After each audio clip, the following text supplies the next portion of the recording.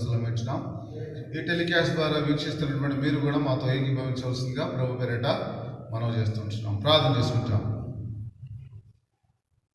ప్రేమిల మా తండ్రి, నమ్మకమైన మా ప్రభా, నీ పాదాలకు వందనములు స్తోత్రం చెల్లించుకొస్తున్నాం. 6వ మాసంలో దేవా, మరి దినాన ప్రభా మీరు మనం జ్ఞాపకం చేసుకున్నందుకు వందనములు. ఎంతోమంది ఈ లోకంలో చూడలేకుండా ప్రభా నాయన మరి గతించిపోతూ వచ్చారు. ఇది నాన్న జీవం ఇచ్చి మా జీవదాత నుండి మా ప్రభువును స్తుతించి ఆరాధించేటువంటి ధన్యత మీరు మాకు అనుగ్రహించినందుకు వందనములు. ఈ సమయంలో ప్రభా మరి సౌంచిష్టము, పాటలు, వాయిద్యముల ద్వారా ఆరాధన వర్తమానంలో నాయన ప్రభా చివరి వర్తమానంలో మీద అవసరం ప్రభు మీరు వాడుకుంటున్నామని ప్రార్థన చేస్తూ ఉంటున్నాం. దేవా, మా ప్రియులందరినీ కూడా ప్రభు మీరు జ్ఞాపకం చేసుకుంటూ వస్తున్నాం ప్రభా. మరి మౌంటైన్ ఉన్నటువంటి ప్రభా ప్రతి విశ్వాసని అనుబంధ సంఘాల కొరకై నాయన ప్రభా ప్రతి వారిని కూడా మీరు జ్ఞాపకం చేసుకోమని ప్రార్థన చేస్తూ ఉంటున్నాం. దేవా, ఈ కొడుకుని ఆరంభిస్తున్నాం తండ్రి. మేము మాతో పాటలు వాయిద్యముల ద్వారా మీ నామం మేము తెచ్చుకోమని ప్రార్థన చేస్తూ ఉంటాం. కనిపించి కనబడని అంధకార దురాత్మ సమూహమును యేసుక్రీస్తు నామమున గద్దిస్తూ బంధిస్తూ వస్తున్నాం. మాకు కాదు యెహోవా, మాకు కాదు నీ కృపా సత్యాన్ని బట్టి మీ నామానికి మహిమ తెచ్చుకోవాల్సిందిగా ప్రార్థిస్తూ మహిమా ఘనత ప్రభావములు మీకు అర్పిస్తూ యేసు నామమున ప్రార్థించడం వేడుకుంటున్నాం తండ్రి. ఆమేన్.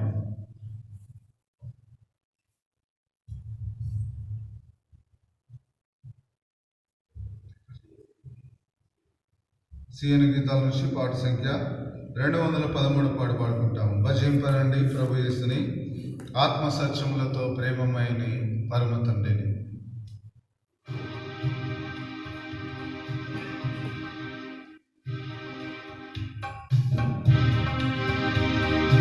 భజింపరండి ప్రభు యేసుని, ఆత్మ సత్యములతో ప్రేమమయని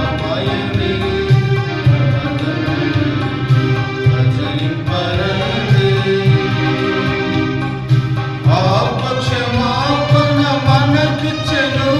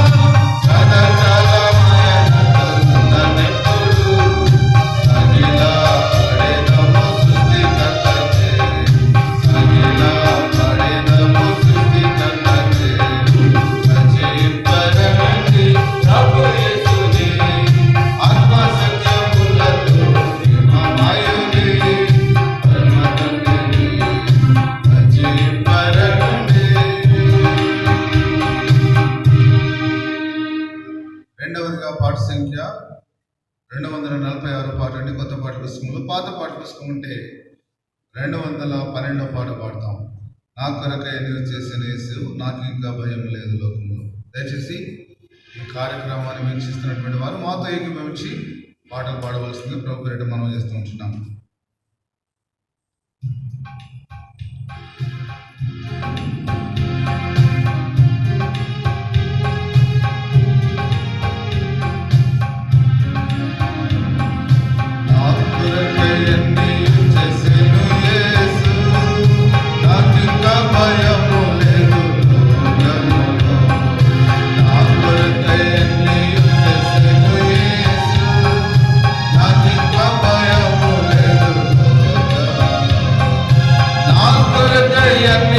Yes.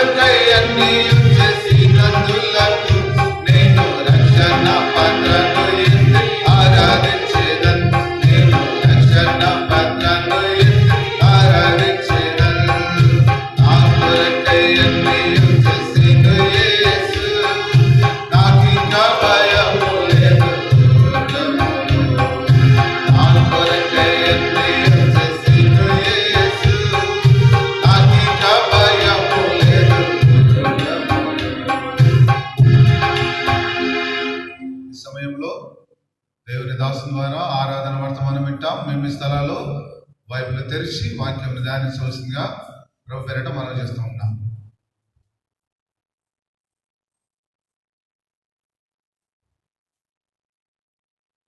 దేవునికి స్తోత్రములు. దేవుడు మన జీవితాల్లో అనుగ్రహించినటువంటి మరో ప్రభు దినాన్ని బట్టి ప్రభువును స్తుతిస్తున్నాం. ఈ సంవత్సరంలో గతించిన 5 మాసంలో ప్రభు మనల్ని కాపాడి భద్రపరిచి ఈ క్లిష్ట పరిస్థితుల్లో, క్లిష్ట సమయంలో, కష్టకాలంలో దేవుడు మనల్ని కాపాడి భద్రపరిచి పోషించి సంరక్షించి మనకు అనుగ్రహించినటువంటి ఈ జూన్ మాసంలోని మొదటి ప్రభు దినాన్ని బట్టి దేవుని స్తుతిస్తున్నాం. ఈ సమయంలో దేవుని ఆరాధించిన నిమిత్తమై మనం దేవుని వాక్యాన్ని చూసుకుంటాం. మన క్యాలెండర్లో మౌంట్ ఎర్మో నుంచి విడుదల చేయబడినటువంటి క్యాలెండర్ మే మాసానికి జూన్ మాసానికి కవర్ వర్స్ మనం ఒకసారి చూస్తాము. యోహాను సువార్త 8వ అధ్యాయము 12వ వచనం. మరలా యేసు, నేను లోకమునకు వెలుగును, నన్ను వెంబడించేవాడు చీకట్లో నడవక జీవపు వెలుగు కలిగి ఉండునని వారితో చెప్పాను. కాబట్టి దేవుడు మనకు నేను లోకమునకు వెలుగు అని చెప్తా వస్తుంటున్నాడు. ఈ మాట మీద మనం చూస్తాము. అంతకు ముందుగా ఒకసారి 2వ దినవృత్తాంతం గ్రంథము 20వ అధ్యాయము 1వ వచనాన్ని నేను చదువుతాను. జాగ్రత్తగా గమనించండి. మీరు కూడా మీ బైబిల్ తెరిచి చదవవలసిందిగా మనం చేస్తుంటున్నాను. 1వ వచనం 2వ దినవృత్తాంతం గ్రంథము 20వ అధ్యాయము 2వ దినవృత్తాంతం గ్రంథము 20వ అధ్యాయం 1వ వచనం. ఇది అయిన తర్వాత మోయాబీలను, అమ్మోనీయులను, మెయోనీయులను కొందరు దండెత్తి యెహోషాపాతు మీదికి వచ్చిరి. అట్లనే ఇదే అధ్యాయము 17వ వచనం, 2వ దినవృత్తాంతం గ్రంథము 20వ అధ్యాయము 17వ వచనం. ఈ యుద్ధములో మీరు పోట్లాడవలసిన నిమిత్తము లేదు. యూదా వారలారా, యెరూషలేము వారలారా, మీరు యుద్ధ పంక్తులు తీర్చి నిలవబడుడి. మీతో కూడా ఉన్న యెహోవా దయచేయి రక్షణను మీరు చూచెదరు. అట్లానే 2వ దినవృత్తాంతం గ్రంథము 20వ అధ్యాయము 22వ వచనం. వారు పాడుటకును స్తుతించుటకును మొదలు పెట్టగా యెహోవా యూదా వారి మీదికి వచ్చిన అమ్మోనీయుల మీదను, మోయాబీల మీదను, శేరు మన్యవాసుల మీదను మాటుగానను పెట్టిన గనుక వారు హతులైరి.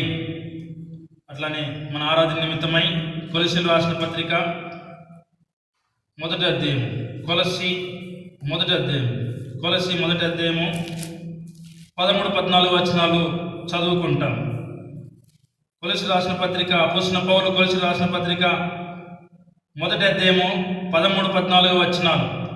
ఆయన మన అంధకార సంబంధమైన అధికారంలో నుండి విడుదల చేసి తాను ప్రేమించిన తన కుమారుని యొక్క రాజ్య నివాసులుగా చేసెను. ఆ కుమారుని యందు మనకు విమోచనము అనగా పాప క్షమాపణ కలుగుచున్నది. ప్రార్థన చేసుకుంటాం. తండ్రి, నమ్మకమైన దేవా, మా జీవితాల్లో అనుగ్రహించినటువంటి ఈ శుభదినాన్ని బట్టి, శుభవారాన్ని బట్టి, మరో ప్రభుదినాన్ని బట్టి మనం స్తుతిస్తున్నాం. గతించిన ఈ సంవత్సరంలో 5 మాసములు మమ్మల్ని కాపాడి భద్రపరిచి పోషించి సంరక్షించి ఆరోగ్యం ఇచ్చి ఆశీర్వదించిన వందనాలు స్తోత్రాలు చెల్లిస్తున్నాం. దేవా, మౌంట్ ఎర్మోన్కు చెందినటువంటి ప్రతి విశ్వాసిని ఈ కష్ట సమయంలో మీరు కాపాడి భద్రపరుస్తున్న విధానాన్ని బట్టి మనం స్తుతిస్తున్నాం. ఈ సమయంలో మిమ్మల్ని ఆరాధించడానికి దేవా మేము వచ్చింటుండగా దయతో మమ్మల్ని జ్ఞాపకం చేసుకోనండి. ఏదో ఆత్మతోను సత్యంతోను మీకు ఇంపైనటువంటి సువాసన కలిగినట్టు ఆరాధన తీసుకొచ్చినట్లు మా హృదయాన్ని సిద్ధపరచవలసిన ప్రార్థన చేస్తుంటున్నాను. సమస్త జన్మ కంటే ఎక్కువగా ఇచ్చినటువంటి మీ ప్రజల ఎదుట నిలబడడానికి నేను యోగ్యుని కాదని ఒప్పుకుంటూ మీ సిలువ చాటును మరుగుపరచవలసిన ప్రార్థన చేస్తుంటున్నాను. దయతో నన్ను క్షమించి మీ రక్తపోషణ తీసుకుని వచ్చి పరిశుద్ధపరిచి మీ ఆత్మశక్తిని దయచేసి పరిచయలో వాడుకోవాల్సిన ప్రార్థన చేస్తుంటున్నాను. లూకా 12 నెరవేరుస్తవలసిన ప్రార్థన చేస్తుంటున్నాను. 1 యోహాను 2 అధ్యాయంలో మీరు సెలవిచ్చిన రీతిగా పరిశుద్ధుని యొక్క అభిషేకము నాకు అనుగ్రహించవలసిన ప్రార్థన చేస్తుంటున్నాను. దయతో జ్ఞాపకం చేసుకోనండి. వాక్శక్తిని అనుగ్రహించవలసిన ప్రార్థన చేస్తూ మిమ్మల్ని ఆత్మతోను సత్యంతో ఆరాధించడానికి కావాల్సినటువంటి తలంపుల్ని మీ సింహాసనం నుంచి విడుదల చేయవలసి వేడుకుంటూ వందనాలు స్తోత్రాలు చెల్లిస్తూ యేసుక్రీస్తు పరిశుద్ధ నామమున స్తుతించి ప్రార్థించి అడిగి ప్రతిలాడు వేడుకుంటున్నాను తండ్రి. ఆమేన్. ఆమేన్.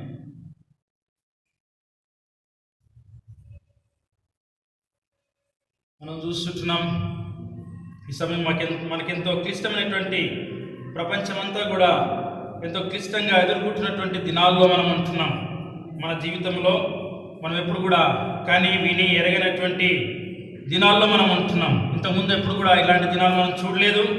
బహుశా తర్వాత దినాల్లో చూస్తామేమో మనకు తెలియదు. కానీ ఇలాంటి పరిస్థితుల్లో మనం ముందున్నటువంటి 2 దినవృత్తాంతం 20వ అధ్యాయంలో చెప్పబడిన రీతిగా యెహోషాపాతు మీదికి మోయాబీయులు, అమ్మోనీయులు, మెయోనీయులు దండెత్తి వచ్చినప్పుడు యెహోషాపాతు చేసినటువంటి పనిని మనం ఈ అధ్యాయంలో మనం చూస్తాం. ముగ్గురు కూడా అనగా ముప్పేట దాడి మూడు వైపు నుంచి కూడా మన మీద దాడి జరుగుతూ వస్తుంది. ఒకటి వైరస్ దాడి, రెండవది ఆర్థికపరమైనటువంటి ఇబ్బందులు, మూడవది ఉద్యోగ భద్రత. ఇలాంటి పరిస్థితుల్లో విశ్వాసి ఎంతో ఆలోచిస్తున్నటువంటి దినాలు, భయపడుతున్నటువంటి దినాలు. బైబిల్లో భక్తులు సెలవిచ్చిన రీతిగా, తెలియజేస్తున్న రీతిగా బైబిల్లో 366 సార్లు భయపడకూడని దేవుడు తెలియజేసినట్టుగా భక్తులు నేను లెక్కపెట్టలేదు, కానీ భక్తులు తెలియజేస్తూ వస్తున్నారు. కాబట్టి మనం భయపడాల్సినటువంటి అవసరం లేదు. అయితే యెహోషాపాతు దగ్గరికి చెప్పబడినటువంటి వర్తమానం ఏంటంటే యుద్ధము దేవుడే జరిగిస్తాడు, యుద్ధాన్ని దేవుడే యెహోవాయే జరిగిస్తాడు. అయితే యూదావారు యెరూషలేము వారు చేయాల్సినటువంటి పని ఏంటంటే 17వ వచనంలో 2 దినవృత్తాంతములు 20వ అధ్యాయం 17వ వచనంలో చెప్పబడుతున్నట్టు మీరు యుద్ధ పంక్తులు తీర్చి నిలబడుడి. ఎవరి స్థలాల్లో వాళ్ళు యుద్ధ పంక్తులు తీర్చి నిలబడడం, కూర్చోవడం నిలబడడం చేయాలి. అనగా ఫిజికల్ డిస్టెన్స్, భౌతిక దూరాన్ని పాటిస్తూ మనము నిలబడాలి. అంతేకాకుండా 22వ వచనంలో యెహోషాపాతు యూదావారు దేవుని యొక్క ప్రజలు, దేవుని యాజకులు, సేవకులు చేస్తున్నటువంటి పని ఏంటంటే 22వ వచనంలో వారు పాటకును స్తుతించకును మొదలుపెట్టగా యెహోవా యూదావారి మీదకి వచ్చిన అమ్మోనీయుల మీదను, మోయాబీయుల మీదను, శేరు మన్యవాసుల మీదను మాటుగాండ్రని పెట్టిన కనుక వారు హతులైరి. ఎప్పుడైతే వాళ్ళు పాడడానికి అనగా దేవుణ్ణి కీర్తించడానికి, స్తుతించడానికి మొదలుపెట్టినారో దేవుడే యుద్ధాన్ని జరిగిస్తూ వస్తున్నాడు. దేవుడు మాటుగాలను పెట్టిన కనుక అమ్మోనీయుల మీద, మోయాబీల మీద, శేరు మన్యవాసుల మీద మాటుగాలను పెట్టిన కనుక వారు హతులైరని రాయబడుతూ వస్తుంది. కాబట్టి ఈ సమస్యను అధిగమించడానికి మనము దేవుణ్ణి ఆరాధించాలా, దేవుని స్తుతించాలా. ఇంత ప్రజలు భయపడుతున్నటువంటి దినాల్లో దేవుడు మనల్ని సురక్షితంగా కాపాడుచుంటున్నాడు. ఇందును బట్టి మనం దేవుణ్ణి ఆరాధించబద్దులమై ఉంటున్నాం. అంతేకాకుండా అనేక మంది ప్రజలు ప్రపంచంలో మన చుట్టూ కూడా ఎంతోమంది ఆర్థిక ఇబ్బందుల్లో ఉంటే దేవుడు మనల్ని మన యొక్క ప్రతి అవసరము ఆయన మహిమైశ్వర్యంలో తీరుస్తున్నాడు. కాబట్టి ఆయన మనము స్తుతించబద్దులమై ఉంటున్నాం. అంతేకాకుండా ఎంతోమంది నిరుద్యోగులు ఉంటే దేవుడు మనకు ఉద్యోగాన్ని అనుగ్రహించుంటున్నాడు. కాబట్టి దాన్ని బట్టి ప్రభువా మీరు ఇచ్చినటువంటి ఉద్యోగాన్ని బట్టి మీకు వందనములని చెప్పగలగాలి. అప్పుడే మనము వీటి మీద విజయం సాధించగలుగుతాం. ఇప్పుడు మనం అంశానికి వస్తాం. మనము నేను లోకమునకు వెలుగని యేసు ప్రభు వారు చెప్తుంటున్నాడు. మన అంశానికి వస్తాం. కొలసీలు రాసిన పత్రిక 1వ అధ్యాయము 13వ వచనం. కొలసీ 1:13వ వచనం. ఆయన మనల్ని అంధకార సంబంధమైన అధికారముల నుండి విడుదల చేసి, అంధకార సంబంధమైనటువంటి అధికారముల నుండి ఆయన మనల్ని విడుదల చేస్తున్నాడు. ఇక్కడ ఒక విషయాన్ని నేను చెప్పదలుచుకుంటున్నాను. మనము మన కాంపౌండ్లో బయటికి వెళ్ళి మనం ఒక రాయిని కనుక మనం తీస్తే ఆ రాయి కింద చీమలుంటాయి, పురుగులుంటాయి, జరీలుంటాయి, ఎన్నో రకాలుగానటువంటి జీవులు మనకు కనిపిస్తూ వస్తాయి. ఎప్పుడైతే ఆ రాయిని తీస్తామో ఆ వెలుగు దాని మీద ప్రకాశించినప్పుడు ఆ పురుగులు పారిపోతూ ఉంటాయి చీకటిలోనికి, ఇంకో బండ కిందికి, ఇంకో రంధ్రం కిందికి వెళ్ళడానికి ప్రయత్నం చేస్తూ వస్తాయి. అంటే వాటికి వెలుగు ఇష్టం లేదు, చీకటిలో బాగా సంతోషంగా ఉంటున్నాయి, ఆ చీకటినే ప్రేమిస్తుంటున్నాయి. అట్లానే ఆ పురుగులే కాదు, మనము కూడా దేవుడు యెషయా గ్రంథంలో మనం చెప్తుంటున్నాడు, పురుగు వంటి యాకోబు అని చెప్పేసి. మనం కూడా పురుగులమే. అలాంటి స్థితిలోనే మనం ఉంటూ వచ్చినాము. అంధకార సంబంధమైనటువంటి అధికారం కింద మనం ఉంటూ వచ్చినాం. ఆ పురుగులు ఎట్లు చీకటిని ప్రేమిస్తూ వచ్చినాయో, చీకటిలోనే, ఆ మత్తులోనే, చీకటి అనేటువంటి మత్తులో ఉంటూ వచ్చినాయో, మానవుడు నీవు నేను కూడా ఆ మత్తులోనే, చీకటి యొక్క మత్తులోనే, అసహ్యమైనటువంటి విషయాల్లోనే ఉండడానికి ఇష్టపడుతూ వచ్చినాం.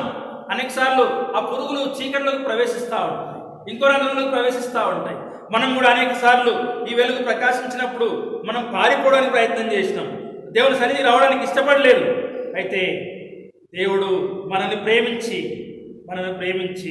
ఆ అంధకార సంబంధమైన అధికారంలో నుంచి విడుదల చేసినాడు. అంధకార సంబంధం ఆ వెలుగును, తన వెలుగును మన మీద ప్రకాశింపజేసి ఉంటున్నాడు. బలవంతంగా ఆ రంధ్రంలోకి వెళ్ళినట్టయితే మరీ ఇంకో బండని తీయడం మొదలుపెట్టినాడు. మనల్ని బయటికి లాగడానికి ఆయన ఎంతో ప్రయాసపడ్డాడు, ఎంతో కష్టపడ్డాడు. ఇక్కడ చెప్పబడుతుంది, పేతురు అదే విషయాన్ని రాస్తాడు 2వ అధ్యాయం 9వ వచనంలో. 1 పేతురు 2:9. చీకటిలో నుండి తన ఆశ్చర్యకరమైనటువంటి తన వెలుగులోనికి, అయితే మీరు చీకటిలో నుండి ఆశ్చర్యకరమైన తన వెలుగులోనికి మిమ్మల్ని పిలిచిన వాని. చాలా. కాబట్టి ఆశ్చర్యకరమైనటువంటి తన వెలుగు, ఈ వెలుగు ఆశ్చర్యకరమైనటువంటి వెలుగు, ఈ వెలుగు ఆది కాండంలోని 1వ అధ్యాయంలో చెప్పబడినటువంటి వెలుగు కాదు, ఆ వెలుగు కాదు. యోహాను సువార్త 1వ అధ్యాయం, 1వ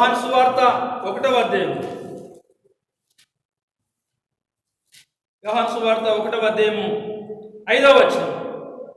ఆ వెలుగు చీకటిలో ప్రకాశించుచున్నది గాని చీకటి దాన్ని గ్రహింపకుండెను. చీకటి దాని గ్రహింపకుండెను. 9వ వచనం. నిజమైన వెలుగుండెను, అది వెలుగులోనికి వచ్చుచు, అది లోకంలోనికి వచ్చుచు ప్రతి మనుషుని వెలిగించుచున్నది. ప్రతి మనిషి దగ్గరికి వస్తుంది. అయితే దేవునికి స్తోత్రములు, మన దగ్గరికి వచ్చినప్పుడు ఆలస్యమైనప్పటికీ మనం ఆ వెలుగును గ్రహింపగలిగి ఉంటున్నాం. ఆయన మనల్ని ఆ అంధకార సంబంధమైనటువంటి అధికారములో నుంచి మనల్ని విడుదల చేసినాడు. ఈ వెలుగే యేసు ప్రభువారు వెలుగై ఉన్నారు. నేను లోకమునకు వెలుగు. ఈ వెలుగే అపోస్తుల కార్యములు 9వ అధ్యాయములో సంఘమును, క్రైస్తవులు హింసిస్తున్నటువంటి సౌలు మీద ప్రకాశించినప్పుడు సౌలు యొక్క జీవితము మారిపోయింది, పౌలుగా మార్చబడుతూ వచ్చినాడు. నీవు నేను కూడా అదే రీతిగా మనం మార్చబడుతూ వచ్చినాము. అంధకార సంబంధమైనటువంటి అధికారంలో నుంచి మనల్ని విడుదల చేసినాం. మన స్వభావం, మన స్థితి ఏంటంటే మనము చీకటినే ప్రేమించినాం. అయినప్పటికీ దేవునికి స్తోత్రము, అంధకార సంబంధమైనటువంటి ఆ వెలుగులోను, ఆ అధికారంలో నుంచి మనల్ని ఆయన విడుదల చేసి. రెండవదిగా చూసినట్టయితే తాను ప్రేమించిన, కొలస్సీయులకు రాసిన పత్రిక 1వ అధ్యాయం 13వ వచనం 2వ భాగం, తాను ప్రేమించిన తన కుమారుని యొక్క రాజ్య నివాసులుగా చేసింది. ఇక్కడ చెప్పబడతా వస్తుంది. అది అంధకారం సంబంధమైనటువంటి అధికారంలో నుంచి మనల్ని విడుదల చేసి తాను ప్రేమించిన తన కుమారుని యొక్క రాజ్య నివాసులుగా చేసి. కాబట్టి మనం ఇప్పుడు దేవుని యొక్క రాజ్య నివాసులుగా చేయబడుతూ వస్తుంది. ఇంగ్లీష్లో వాడబడినటువంటి మాట ఏంటంటే and hath translated us into the kingdom of his dear son. Translated అనగా మార్పు చేసి ఉంటున్నాడు. అంధకార సంబంధమైన అధికారంలో నుంచి ఆయన మనల్ని మార్చి ఉంటున్నాడు. దానికి ఆయన కొంత క్రయాన్ని చెల్లించాల్సి వచ్చింది. కొంత క్రయాన్ని ఆయన చెల్లించాల్సి వచ్చింది. ఆయన మనల్ని మార్చడం కోసము, ఆయన అంధకార సంబంధమైనటువంటి అధికారం నుంచి మనల్ని మార్చడం కోసము, ఆ వెలుగు రాజ్యంలోనికి మనల్ని తీసుకుని రావడం కోసము ఆయన ఏం చేసినాడంటే కొంత కష్టపడాల్సి వచ్చింది. ఆయన మార్చుంటున్నాడు. ఇక్కడ వాడబడుతున్నటువంటి మాట ట్రాన్స్లేటెడ్ అనగా ఆయన మార్పు చేసినాడు. తాను ప్రేమించిన తన కుమారుని యొక్క రాజ్య నివాసులుగా చేసి ఉంటున్నాడు. ఈ విషయాన్ని చేయడానికి మనం చూసినట్టయితే ఒక రాజ్యం మీదకి ఇంకో రాజ్యం యుద్ధానికి వెళ్ళినట్టయితే ఒక రాజు ఇంకో రాజు గెలిచినట్టయితే, ఉదాహరణకు మన దేశమే పక్క దేశం ఉన్నటువంటి పాకిస్తాన్ మీద యుద్ధానికి వెళ్ళినట్టయితే అక్కడ ఆ యుద్ధంలో మనం గెలిచి కొద్దిమంది బందీలుగా మనం తీసుకొని వస్తాం. అనగా ఓడిపోయినటువంటి వారిని బందీలుగా తీసుకొని వస్తుంది మన దేశము. ప్రపంచంలో అంతా కూడా ఇదే జరుగుతుంది. కానీ దేవునికి స్తోత్రములు, మనల్ని ఓడిపోయినటువంటి మనము, అంధకార సంబంధమైనటువంటి అధికారం ఉన్నటువంటి మనము ఓడిపోయినాం. కానీ యేసుక్రీస్తు ప్రభువారు మనల్ని విజేతలుగా తరలించుకొని వచ్చి ఉంటున్నాడు. గమనించండి మాటను. యేసు ప్రభువారు ఓడిపోయిన వారిని తరలించట్లేదు, కానీ విజయం పొందినటువంటి వారిని, అనగా అంధకార సంబంధమైనటువంటి ఆ రాజ్యం మీద, ఆ సాతాను మీద మనకు విజయం అనుగ్రహించి అక్కడి నుంచి మనల్ని తరలిస్తూ విజేతలను తరలించి తన రాజ్యంలో ఓడిపోయిన వారు లేరు. తన రాజ్యంలో విజేతలే ఉంటున్నారు. కాబట్టి దేవునికి మనం వందనస్తులమై ఉంటున్నాం. మొట్టమొదటిగా ఆయన మనల్ని అంధకార సంబంధమైన అధికారం నుంచి విడుదల చేసినందుకు మనం ఆయన్ని ఆరాధించాలా. రెండవదిగా మనల్ని తన రాజ్య నివాసులుగా చేసినాడు. సాతాను యొక్క రాజ్యంలో నుంచి మనల్ని విజేతలుగా బయటికి తీసుకొనొచ్చు. ఎక్కడి నుంచి బయటికి తీసుకొచ్చినాడు? అంధకార సంబంధమైనటువంటి అధికారం నుంచి, ఆ రాజ్యంలో నుంచి మనల్ని బయటికి కొని తెచ్చినాడు. ఈ మాటను గమనించండి. తీసుకొని వచ్చి ఉంటున్నాడు. తెచ్చినాడు. కాబట్టి మనము ఆయన్ని ఆరాధించబద్ధమై ఉంటున్నాం. మూడవదిగా కొలస్సీయులకు రాసిన పత్రిక 1వ అధ్యాయము 14వ వచనం. ఆ కుమారుని యందు మనకు విమోచనము అనగా పాప క్షమాపణ కలుగుచున్నది.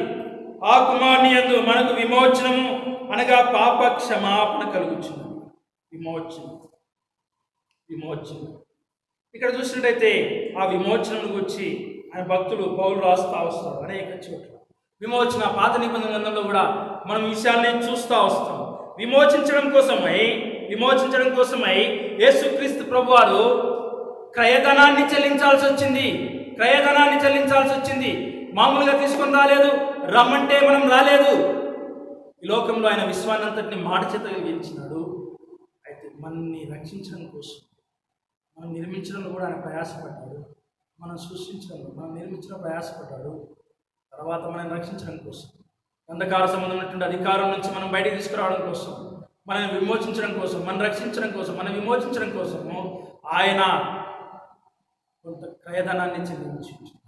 ఈ క్రయధనము సాతానికి ఏదో క్రయధనం ఇచ్చినట్టుగా కాదు, కానీ దేవుని యొక్క న్యాయ నిబంధన నెరవేర్చడం కోసం, దేవుని యొక్క నియమించినటువంటి ఆ నియమాన్ని నెరవేర్చడం కోసం యేసు ప్రభువారు ఆ కలవరి శిలలో తన రక్తాన్నంతటినీ దారపోసి నన్ను ఆయన విమోచించు. కుమారుని యందు విమోచన మనకు కలిగింది. ప్రియ సహోదరి, మనం విమోచించడం కోసం మనం రమ్మంటే ఆయన ఆజ్ఞాపిస్తే వచ్చేవాళ్ళం మనం బయటికి. కానీ అలా చేయలేదు. దేవుని యొక్క న్యాయ నిబంధనలు ఏదైతే తెలియజేస్తున్నాయో, దేవుని యొక్క నీతి నెరవేర్చడం కోసము ఆయన తన రక్తాన్నంతటినీ దారపోసి నన్ను ఆయన విమోచించి ఉంటున్నాడు. కాబట్టి మనము అందును బట్టి మనము ఆయన్ని ఆరాధించబద్ధమే. నాలుగవదిగా చూసినట్టయితే ఇదే కొలస్సీయులకు రాసిన పత్రిక 1వ అధ్యాయం 14వ వచనంలో 2వ భాగం, అనగా పాప క్షమాపణ కలుగుచుంది. పాపాలు మన పాపమును క్షమించి వేసింది. క్షమించేసి. మనం చూస్తాము మన జీవిత యాత్రలో అనేక సార్లు మనము ఎవరైనా మనం ఇతరుల పట్ల ఏదైనా అనుకోని పని చేసినట్టయితే వారు క్షమించలేరు. కొన్నిసార్లు అంటారు, నేను నిన్ను క్షమించను రా అని చెప్తారనమాట. నేను నిన్ను క్షమించను అని చెప్తారు. నువ్వు ఇంత నమ్మక ద్రోహానికి పాల్పడతావా, క్షమించను అని చెప్తారు. క్షమాపణ అనేది ఒకసారి నేను వింటూ వచ్చినాను.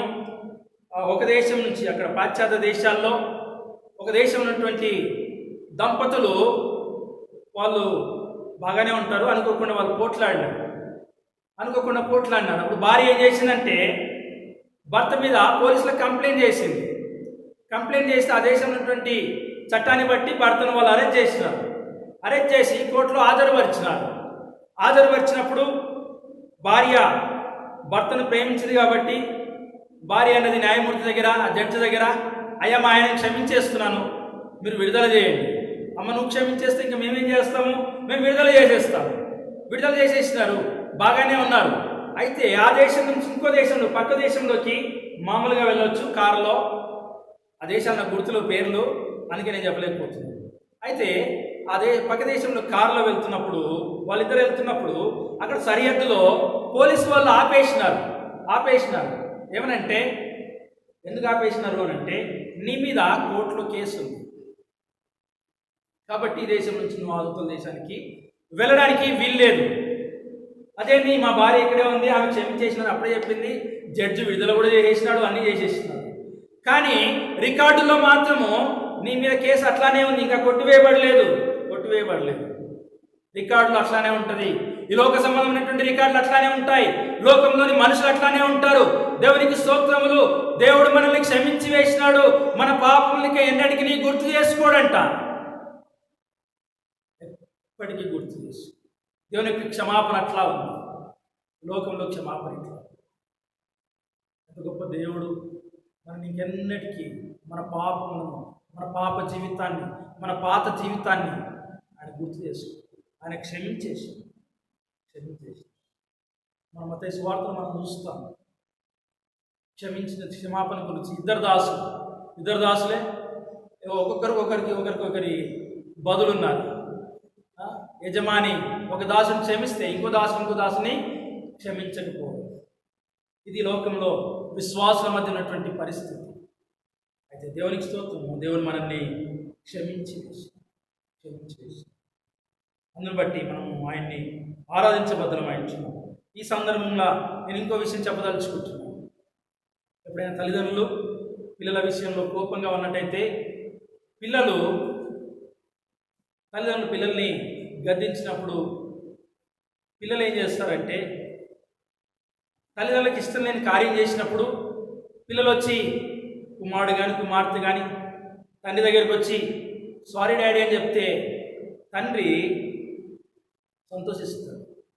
తండ్రి సంతోషించి తలని ముడతాడు, దగ్గర పిలుస్తాడు, తలని మరి ముద్దు పెట్టుకుంటాడు. ఈ క్షమాపణ సమయంలో జరిగిన కార్యం ఏంటంటే, ఇంకా దగ్గరికి సమీపస్థలమై ఉంటున్నాము. దేవునికి మనం సమీపస్థలమై ఉంటున్నాము. దేవుని యొక్క స్పర్శను మనం అనుభవించగలిగి ఉంటున్నాము. దేవునికి స్తోత్రములు. ఆయన స్పర్శను అనుభవిస్తున్నాము. అందుకే ఆరోగ్యంగా ఉండగలుగుతున్నాం, అందుకే ధైర్యంగా ఉండగలుగుతున్నాం, అందుకే నిబ్బరంగా ఉండగలుగుతున్నాం. కాబట్టి ప్రభువా, మీరు నన్ను క్షమించి మీ స్పర్శను అనుభవించడానికి మీరు నాకు ఇచ్చిన కృపను బట్టి మీకు స్తోత్రములని చెప్పగలగాలి. చివరిగా 5వదిగా మనం చూస్తాము. కొలస్సీయుల రాష్ట్ర పత్రిక 1వ అధ్యాయము, కొలస్సీయుల రాష్ట్ర పత్రిక 1వ అధ్యాయము 12వ వచనం నేను చదువుతాను, జాగ్రత్తగా గమనించండి. చివరిలో ఉంది.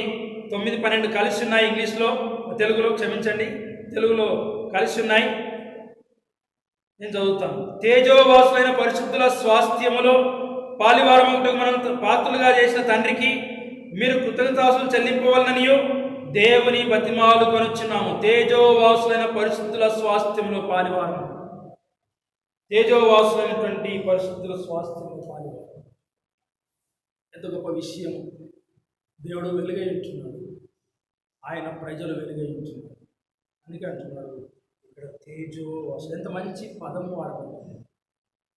ఇక్కడ ఎంత మంచి పదం వాడబడతా వస్తుంది. తేజోవాసులైనటువంటి పరిశుద్ధుల స్వాస్థ్యములో మనకు పాలను గ్రహించుంటున్నాడు. అందును బట్టి మనం ఆయన ఆరాధించబద్దులమైంటున్నాం. ఎక్కడి నుంచి బయటకు వచ్చినాము? అంధకార సంబంధమైనటువంటి అధికారంలో నుంచి మనం ఆయన బయటకు తీసుకొని వచ్చి ఉంటున్నాడు. కొని తెచ్చినాడు ఈ విషయాన్ని గమనించండి. ఎక్కడ తీసుకొచ్చినాడు? చివరికి తన రాజ్యంలోనికి తీసుకొచ్చినాడు. తేజోవాసులైనటువంటి పరిస్థితుల స్వాస్థ్యంలో నీకు నాకు ఆయన పాలను గ్రహించి ఉంటున్నాడు. కాబట్టి మనం ఆయన ఆరాధించబోతున్నాం. కాబట్టి ఈ తలంపులను బట్టి, ఈ 5 తలంపులను బట్టి, ఈ 5 విషయాలను బట్టి మనం ప్రభుని ఆరాధించబద్దులమైంటున్నాం. 2 దినవృత్తాంతం 20 అధ్యాయం మనం చూసినాం. ఆ 37 దారి నుంచి యూదావారిని దేవుడు ఎట్లా విడిపిస్తూ వచ్చినాడు. దానికి కారణము వారు పాడడానికి స్తుతించడానికి మొదలుపెట్టినప్పుడు దేవుడే యుద్ధం జరిగించి వాళ్ళని అర్థం చేసినాడు, శత్రువును అర్థం చేసి ఉంటున్నాడు. కాబట్టి తన ప్రజలకు విజయం అనుగ్రహిస్తూ మన అంశానికి వచ్చినట్టయితే ఆయన నేను లోకమునకు వెలుగునని చెప్తూ వచ్చింది. ఎప్పుడైతే మన అంధకార సంబంధం అధికారంలో ఉంటున్నామో అప్పుడు ఆయన వెలుగును మనపై ప్రకాశింపజేసినప్పుడు మనము మామూలుగా రాలేదు, బలవంత పెట్టబడినాము, అనేక సార్లు పారిపోతూ వచ్చినాము. అయితే తిరిగి ఆయన మనల్ని పట్టుకొని తన రాజ్యంలోనికి ఆయన తీసుకొని వచ్చాడు. అందుకు ఆయన కొన్ని తెచ్చినాడు అనే విషయాన్ని మనం గుర్తుపెట్టుకున్నాం. తన రాజ్యంలోనికి మనం తీసుకుని వచ్చాడు. తన కుమారుని యందు మనకు విమోచనము మనకు అనుగ్రహించాడు. అంతేకాకుండా మన పాపములకు క్షమాపణ మనకు కలుగజేశాడు. 5వదిగా తేజోవాసులైనటువంటి పరిశుద్ధుల స్వాస్థ్యంలో మనకు పాలను అనుగ్రహించాడు. ఈ తలంపును బట్టి ప్రభువుని మనము ఆరాధించబద్దులమైంచు. దేవుడి వాక్యము దీవించున్నాడు.